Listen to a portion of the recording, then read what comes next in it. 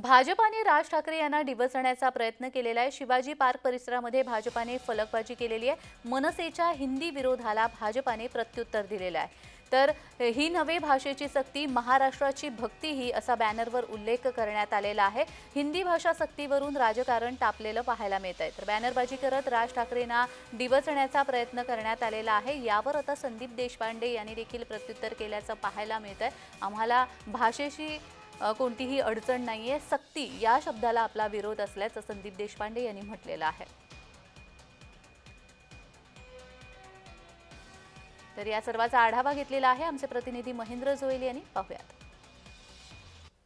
अभ्यासक्रमात हिंदी भाषा सक्तीवरून आपण पाहिलं तर या शासनाच्या आदेशाचं ते सर्व जे ते विरोधकांनी कडाडून विरोध केला होता। सर्वात महत्त्वाचं म्हणजे महाराष्ट्र नवनिर्माण सेना राज ठाकरेंच्या पक्षाने त्याला सर्वात जास्त विरोध केला होता। मात्र आज आपण पाहिलं तर दादर या शिवाजी पार्क म्हणजेच राज ठाकरेंचं निवासस्थान असलेल्या शिवतीर्थापासून काही अंतरावर एक बॅनर लावण्यात आलाय। तो भारतीय जनता पार्टीचा असा बॅनर आहे। त्यावर ही नवे भाषेची सक्ती, ही तर महाराष्ट्राची भक्ती, भाषा तोडत नाही भाषा जोडते आणि साऱ्या देशांशी संवाद महाराष्ट्राचा देतो साथ, असा जो आहे तो उल्लेख करण्यात आलाय। त्याचबरोबर महाराष्ट्राचं जे ते विठ्ठल रुक्मिणीचं जे मंदिर आहे ते मंदिराची प्रतिकृती, त्याचा एक छायाचित्र लावण्यात आलंय। विठ्ठल त्यावर दाखवण्यात आलाय आणि वारकरी त्याबरोबर लावण्यात आलेत।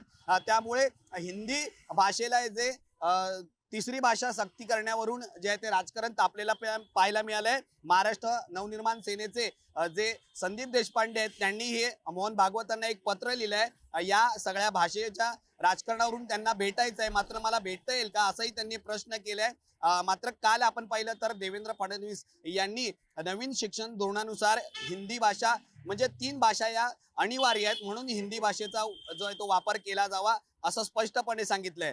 त्यामुळे आता राजकारणात या हिंदी भाषेवरून किती राजकारण करताय तापतंय हे पाहणं महत्त्वाचं असणार आहे, किंवा शासन या अध्यादेशाचा फेरविचार करेल का किंवा मागे घेईल का हे पाहणं महत्त्वाचं असणार आहे। व्हिडिओ जर्नलिस्ट राजेश धोत्रेसह मी महेंद्र जोईल, जय महाराष्ट्र न्यूज, मुंबई।